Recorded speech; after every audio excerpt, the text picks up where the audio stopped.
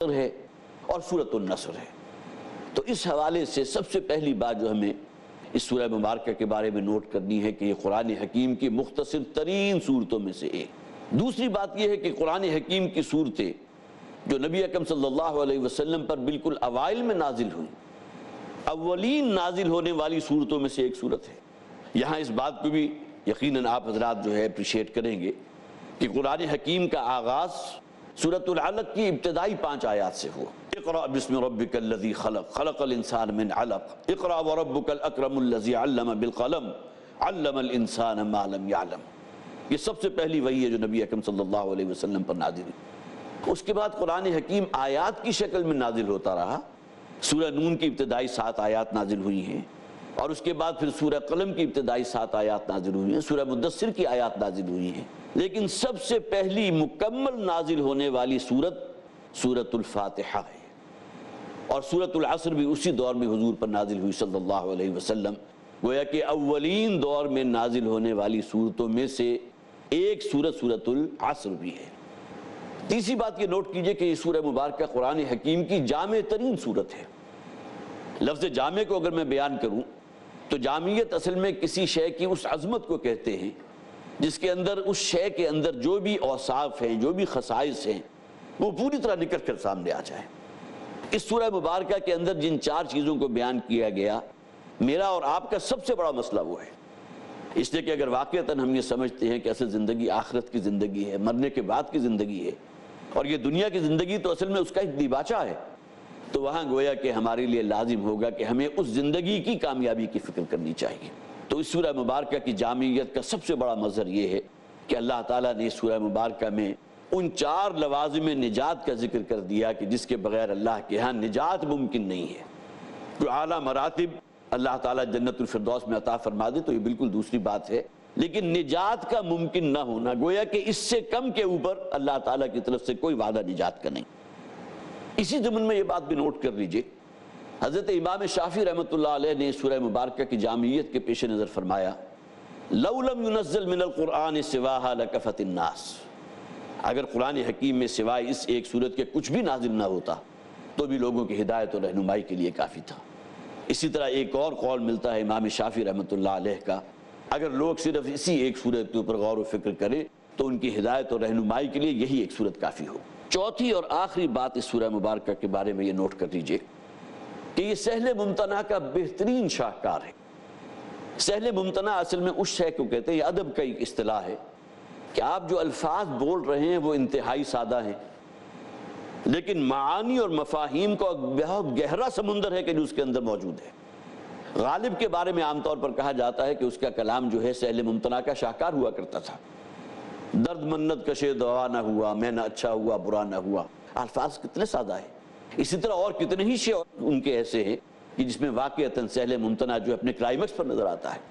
یہ سورہ مبارکہ بھی سہل ممتنع کا شاہکار ہے کہ الفاظ جو استعمال ہوئے اس درجے سادہ، سب سے بڑھ کر ہماری اردو زبان میں سب سے بڑھ کر مستعمل عصر حاضر، ہم عصر لوگ انسان کا لفظ استعمال کرتے ہیں، خسر کا لفظ استعمال کرتے ہیں، خسارہ ہے، خسران ہے، ایمان کا لفظ استعمال ہوتا ہے، عمل صالح کو ہم جانتے ہیں، حق کو ہم جانتے ہیں، صبر کو ہم جانتے ہیں۔ ہاں ایک اصطلاح جو درمیان میں تواسی کی آئی ہے اس کے ضمن میں نوٹ کر لیجئے کہ وہ بھی وصیت سے نکلا۔ تو اس کا صرف ترجمہ اگر آپ اپنے سامنے رکھیں گے تو واقعتاً یہ سہل ممتنع کا شاہکار ہے۔ والعصر ان الانسان لفی خسر الا الذین آمنوا وعملوا الصالحات وتواصوا بالحق وتواصوا بالصبر۔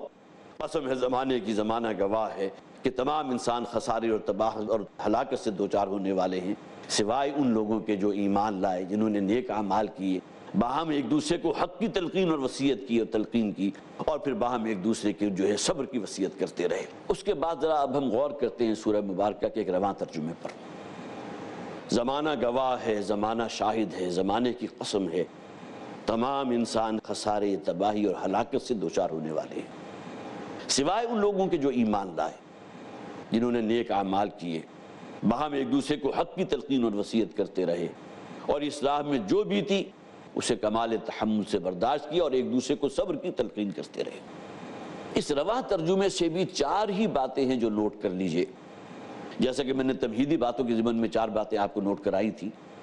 یہاں نوٹ کر لیجئے کہ سب سے پہلی بات یہ ہے کہ قرآن حکیم کے نزدیک کامیابی اور ناکامی کا معیار ہے کیا؟ یہاں ذرا رک کر اگر ہم اپنا تجزیہ کریں، ہم میں سے ہر شخص کی کامیابی اور ناکامی کا اپنا ایک معیار ہے۔ دنیا میں عزت ہونی چاہیے، روپیہ پیسہ ہونا چاہیے، پھر یہ کہ رہنے کے لیے بہترین بنگلہ ہونا چاہیے، بہترین ماڈل کی گاڑیاں ہونی چاہیے۔ اب یہ تمام چیزیں وہ ہیں کہ جو ہمارے نزدیک کامیابی کی ضمانت سمجھی جاتی ہیں، لیکن یہ کہ اس سورہ مبارکہ کا جب ہم مطالعہ کرتے ہیں تو معلوم ہوتا ہے کہ کامیابی ان چیزوں سے متعلق نہیں ہے۔ یہ دنیا کی چیزیں ہیں اور عارضی زندگی ہے، وہ یہی رہ جائیں گی۔ اصل سے جو اصل زندگی میں کام آنے والی ہے وہ تو ایمان ہے، عمل صالح ہے، تواصی بالحق ہے، تواصی بالصبر ہے۔ تو کامیابی اور ناکامی کا اصل قرآنی معیار ہے کہ جو سورہ مبارکہ میں نازل کیا گیا۔ یہاں ذرا ٹھہر کر ایک بات اور میں عرض کرنا چاہتا ہوں کہ ہمارے نزدیک وہ انسان ناکام ہے جس کے پاس یہاں رہنے کے لیے کوئی اچھا بنگلہ نہیں ہے، اچھی گاڑی نہیں ہے، بمشکل اس کو 2 وقت کی روٹی میسر آ رہی ہے۔ لیکن یہ کہ قرآن اگر اس معیار کو ہمارے اوپر واضح کرتا ہے تو یہاں نوٹ کیجئے کہ خواہ کسی شخص کے اوپر چھت کے لیے اس دنیا میں سر چھپانے کی جگہ نہ ہو، خواہ کسی کے پاس 2 وقت کی روٹی میسر نہ ہو، اور خواہ اس سے آگے بڑھ کر اس کے لیے زندہ رہنا بہت مشکل ہو، لیکن قرآن کہتا ہے کہ اگر ایمان، عمل صالح، تواصی بالحق اور تواصی بالصبر ہے تو یہ کامیاب انسان ہے۔ اس کے برعکس وہ شخص کے جس کے پاس قارون کی سی دولت ہے، جس کی دولت کی کوئی لمٹ نہیں ہے، اور پھر یہ کہ اس دنیا کی ہر نعمت اسے میسر ہے، لیکن یہ کہ اگر اسے ایمان، عمل صالح اور تواصی بالحق اور تواصی بالصبر اسے حاصل نہیں ہے، ان چیزوں پر وہ کاربند نہیں ہے، تو قرآن حکیم کے نزدیک ناکام انسان ہے۔ یہ مضمون ابھی جاری رہے گا انشاءاللہ، تھوڑے سے وقفے کے بعد ہم دوبارہ حاضر ہوتے ہیں۔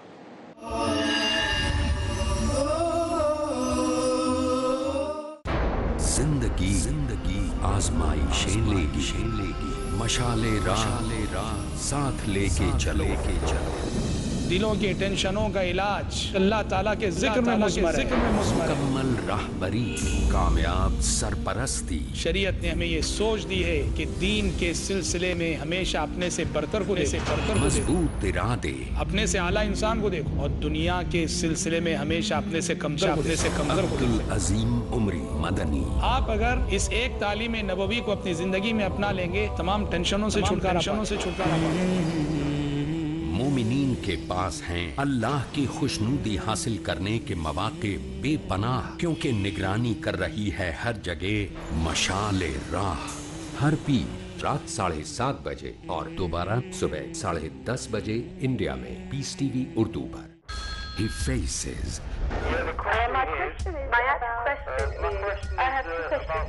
He listens.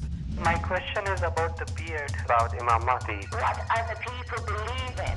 He answers. So number 1 is the help of Allah. He satisfies in the light of glorious Quran and authentic Hadith. If Allah helps you, believe me, you have to get success. Catch Dr. Zakir.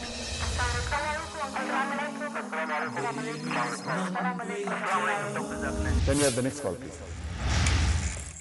To get convincing and valid answers in Dial Dr. Zakir.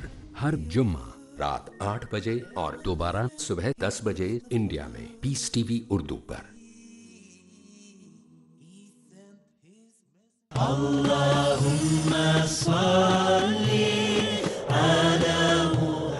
احادیث نبوی صلی اللہ علیہ وسلم۔ حضرت عبداللہ بن عمرو بن عاص رضی اللہ عنہ سے روایت ہے کہ رسول اللہ صلی اللہ علیہ وسلم نے فرمایا، مسلمان وہ ہے جس کی زبان اور ہاتھ سے دوسرے مسلمان محفوظ رہیں، اور مہاجر وہ ہے جو ان کاموں کو چھوڑ دے جن سے اللہ نے منع فرمایا ہے۔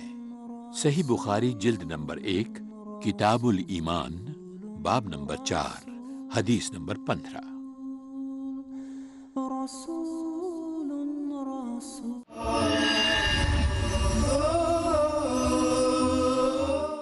السلام علیکم ورحمۃ اللہ وبرکاتہ۔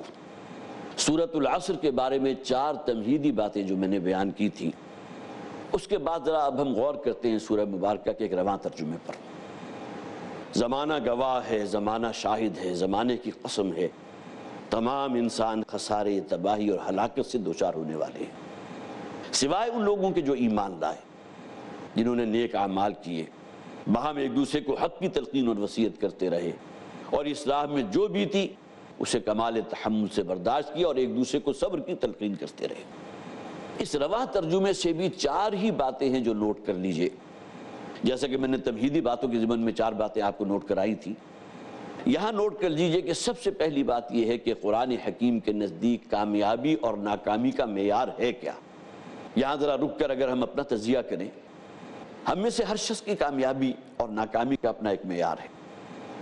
دنیا میں عزت ہونی چاہیے، روپیہ پیسہ ہونا چاہیے، پھر یہ کہ رہنے کے لیے بہترین بنگلہ ہونا چاہیے، بہترین ماڈل کی گاڑیاں ہونی چاہیے۔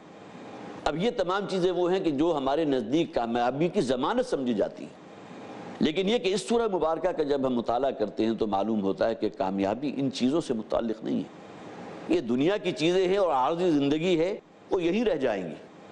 اصل سے جو اصل زندگی میں کام آنے والی ہے وہ تو ایمان ہے، عمل صالح ہے، تواصی بالحق ہے، تواصی بالصبر ہے۔ تو کامیابی اور ناکامی کا اصل قرآنی معیار ہے کہ جو سورہ مبارکہ میں نازل کیا گیا۔ یہاں ذرا ٹھہر کر ایک بات اور میں عرض کرنا چاہتا ہوں کہ ہمارے نزدیک وہ انسان ناکام ہے جس کے پاس یہاں رہنے کے لیے کوئی اچھا بنگلہ نہیں ہے، اچھی گاڑی نہیں ہے، بمشکل اس کو 2 وقت کی روٹی میسر آ رہی ہے۔ لیکن یہ کہ قرآن اگر اس معیار کو ہمارے اوپر واضح کرتا ہے تو یہاں نوٹ کیجئے کہ خواہ کسی شخص کے اوپر چھت کے لیے اس دنیا میں سر چھپانے کی جگہ نہ ہو، خواہ کسی کے پاس 2 وقت کی روٹی میسر نہ ہو، اور خواہ اس سے آگے بڑھ کر اس کے لیے زندہ رہنا بہت مشکل ہو، لیکن قرآن کہتا ہے کہ اگر ایمان، عمل صالح، تواصی بالحق اور تواصی بالصبر ہے تو یہ کامیاب انسان ہے۔ اس کے برعکس وہ شخص کے جس کے پاس قارون کی سی دولت ہے، جس کی دولت کی کوئی لمٹ نہیں ہے، اور پھر یہ کہ اس دنیا کی ہر نعمت اسے میسر ہے، لیکن یہ کہ اگر اسے ایمان، عمل صالح اور تواصی بالحق اور تواصی بالصبر اسے حاصل نہیں ہے، ان چیزوں پر وہ کاربند نہیں ہے، تو قرآن حکیم کے نزدیک ناکام انسان ہے۔ تو کامیابی اور ناکامی کا ایک قرآنی معیار، اس ضمن میں خاص طور پر نبی اکرم صلی اللہ علیہ وسلم کی ایک حدیث، اس کا مفہوم میں آپ کے سامنے رکھ رہا ہوں۔ حضور فرماتے ہیں کہ کتنے ہی اللہ والے ایسے ہیں جو کہیں کسی مجلس میں بیٹھنا چاہیں تو انہیں دھتکار دیا جائے کہ بھائی یہ عزت والوں کی مسجد ہے، کہاں آ گئے، اس مجلس میں اور کون آ سکتا ہے۔ کہیں کسی سے سوال کریں تو ان کو کچھ جواب دینے کا روا نہ ہو، اگر کہیں رشتے کے لیے کہیں جو ہے سوال کر دیں تو انہیں کوئی لڑکی دینے کو تیار نہ ہو۔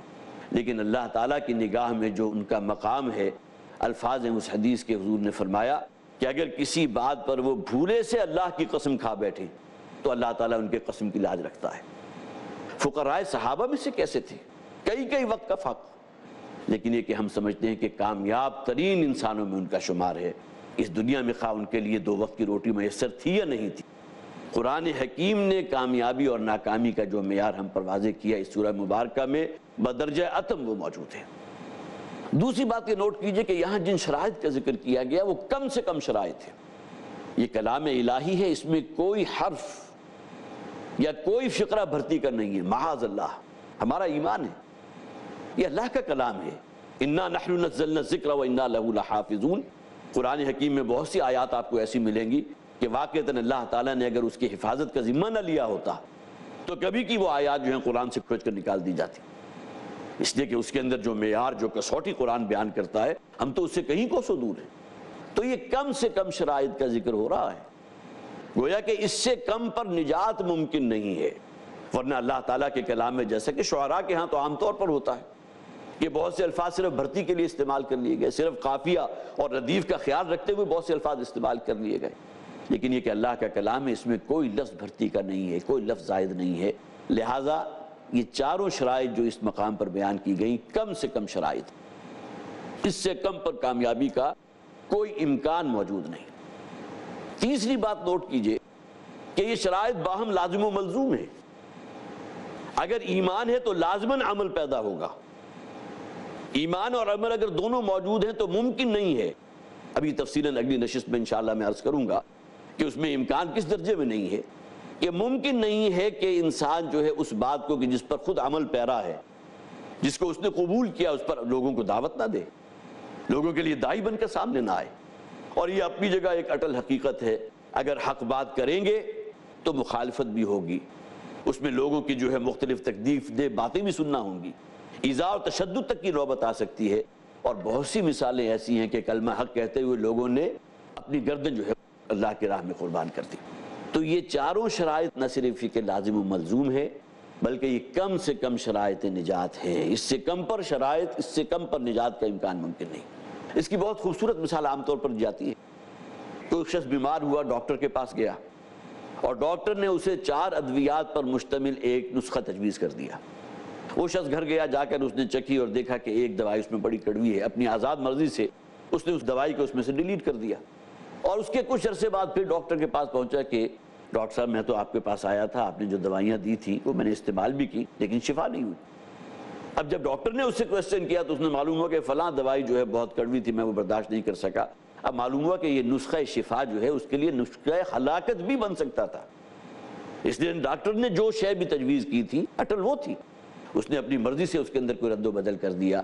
یہاں بھی نوٹ کر لیجئے کہ یہ چاروں شرائط جو اللہ تعالیٰ نے بیان کی ہیں، یہ چاروں کی چاروں لازم و ملزوم ہیں، کم سے کم شرائط و نجات۔ اور آخری بات اس ضمن میں زور کلام کے حوالے سے نوٹ کر لیجئے، عربی زبان میں کسی بیان میں تاکید پیدا کرنے کے اعتبار سے جتنے بھی ممکن اسالیب ہو سکتے تھے اکثر و بیشتر یہاں موجود۔ دیکھیے سب سے پہلے والعصر، زمانے کی قسم، اور یہ بات ہمارے ہاں بھی خوب اچھی طرح مسلم ہے کہ اگر آپ کسی شخص کی بات کو تسلیم نہیں کریں گے تو رد عمل میں فوراً قسم کھا دے گا، گویا کہ اپنی بات میں زور پیدا کرنے کے لیے، اس میں تاکید پیدا کرنے کے لیے قسم کا سہارا لیا جاتا ہے۔ تو سب سے پہلی بات کہ اس سورہ مبارکہ کا آغاز قسم سے ہو رہا ہے، اس میں تاکید پیدا ہو گئی۔ اِنَّا کا لفظ اس کے اندر اب خود زور موجود ہے، یقیناً، جس میں کوئی شک نہیں۔ انسان، اس کے ساتھ الف لام لگا دیا گیا ہے جس نے اس کو معرفہ بنا دیا، تمام نوع انسانی لفی خسرن، یہاں بھی فی خسر بھی آ سکتا تھا، لام ایڈ کر دیا گیا جس کے معنی کیا ہے کہ اس کے اندر اور مزید تاکید پیدا ہوگی، اور خسرن جو ہے وہ بھی نکرہ لے کر آئے، گویا کہ آگے جو باتیں بیان کی جا رہی ہیں اس میں جو تاکید ہو سکتی تھی اس میں قسم بھی کھائی گئی ہے، انا کا الفاظ بھی استعمال کیے گئے، پھر یہ کہ خسرن جو ہے وہ نکرہ میں لے کر آئے، اور اس سے پہلے لفظ میں لام جو ہے زائد کر دیا گیا، جو گویا کہ اس بات کی دلیل ہے کہ سورہ مبارکہ میں جو زور کلام ہے، جو شخص بھی سورہ مبارکہ کا پڑھنے یا سننے والا ہے اسے اندازہ ہونا چاہیے کہ آگے جو بیان کی جا رہی ہے وہ دنیا کی سب سے بڑی حقیقت ہے۔ والعصر ان الانسان لفی خسر، تاکید کی انتہا، یقیناً تمام انسان خسارے اور تباہی سے دوچار ہونے والے ہیں، الا الذین آمنوا وعملوا الصالحات وتواصوا بالحق وتواصوا بالصبر، سوائے ان لوگوں کے جو ایمان لائے، جنہوں نے نیک اعمال کیے، باہم ایک دوسرے کو صبر کی تلقین بھی کی، حق پر بھی قائم رہے اور ایک دوسرے کو حق کی وصیت بھی کرتے رہے۔ یہاں اس ترجمے کے بعد اب اصل سوال یہ پیدا ہوتا ہے کہ سورہ مبارکہ کے اندر جو مضامین بیان ہوئے ہیں اس میں گہرائی میں اتر کر ہم غور کریں گے، اس ضمن میں بھی خاص طور پر نوٹ کر لیجئے کہ قرآن حکیم پر غور و فکر اور اس کو پڑھنے یا اس پر غور و فکر کرنے کے اعتبار سے قرآن کے 2 درجات متعین کیے گئے، ایک ہے تذکیر قرآن اور دوسرا ہے تدبر بالقرآن۔ تذکیر قرآن کا معاملہ یہ ہے کہ قرآن حکیم کا قاری جو اسے پڑھ رہا ہے، اسے پڑھتے ہوئے اس قرآن کا جو اصل جوہر ہے، اس کا جو اصل پیغام ہے وہ اس تک پہنچ جائے، جس کی مثال عام طور پر دی جاتی ہے کہ اگر آپ جو ہے دودھ کو خوب اچھی طرح بلوئے تو اس کے اوپر بالائی آ جاتی ہے، اس کے اوپر گویا کہ چکنائی آ جاتی ہے۔ تو قرآن حکیم کی اصل تعلیم جو ہے، قرآن حکیم کا اصل جوہر جو ہے، اس کا جو اصل ایسنس ہے، جو اس کا اصل خلاصہ ہے، وہ اس کی سطح کے اوپر تیر رہا ہے۔ یہ ہے تذکر بالقرآن کے قرآن حکیم کو پڑھتے ہوئے اس کی تعلیمات کا اصل نچوڑ آپ نے حاصل کر لیا۔ یہی وجہ ہے کہ تذکر بالقرآن کے اعتبار سے عرب میں رہنے والا ایک بدو جس نے کہیں کوئی گہرائی میں نہیں پڑھی تھی، ٹھیک ہے عربی اس کی مادری زبان تھی، جسے آپ کہیے کہیں گہرائی میں اتر کر وہ غور و فکر نہیں کر سکتا، لیکن قرآن کو پڑھتے ہوئے گویا کہ قرآن کی اصل میسج نے اس کے جا کر جو ہے ٹارگٹ کیا ہے اس کے دل کو۔ یہ ہے تذکر بالقرآن، اور اس اعتبار سے قرآن حکیم دنیا کی آسان ترین کتاب ہے۔ سورہ قمر قرآن حکیم کی بڑی عظیم سورت، اس میں 4 مرتبہ یہ الفاظ نازل ہوئے، وَلَقَدْ يَسَّرْنَا الْقُرْآنَ لِلذِّكْرِ فَهَلْ مِن مُدَّكِرٍ، ہم نے قرآن حکیم کو نصیحت کے لیے، یاد دہانی کے لیے، عبرت آموزی کے لیے بہت سہل بنا دیا، بہت آسان کر دیا۔ فَهَلْ مِن مُدَّكِرٍ، تو ہے تم میں سے کوئی جو اس سے نصیحت حاصل کرے؟ لیکن جہاں تک معاملہ ہے تدبر قرآن کے پہلو کا کہ قرآن حکیم میں غوطہ زنی کر کے اس کے گہرائی سے ان موتیوں کو برآمد کیا جائے، ان ہیروں کو برآمد کیا جائے، ان قیمتی پتھروں کو برآمد کیا جائے جو حکمت کے موتی ہیں، یہ دنیا کا مشکل ترین کام ہے۔ یہ دو پہلو ہیں تذکر بالقرآن اور تدبر بالقرآن کے۔ تذکر قرآن کے حوالے سے چند باتیں جو میں نے آپ کے سامنے رکھی ہیں، ابتداً 4 تمہیدی باتیں، اور پھر یہ کہ اس قرآن کی اس سورہ مبارکہ کا ترجمہ کرتے ہوئے اس سے جو نتائج ہم نے اخذ کیے تھے، اور اس کے بعد تدبر قرآن کے حوالے سے انشاءاللہ اب ہمیں اپنی گفتگو آگے بڑھانا ہے، اور ہماری یہ گفتگو انشاءاللہ اگلے سیشن میں جاری رہے گی۔ والسلام علیکم ورحمۃ اللہ وبرکاتہ۔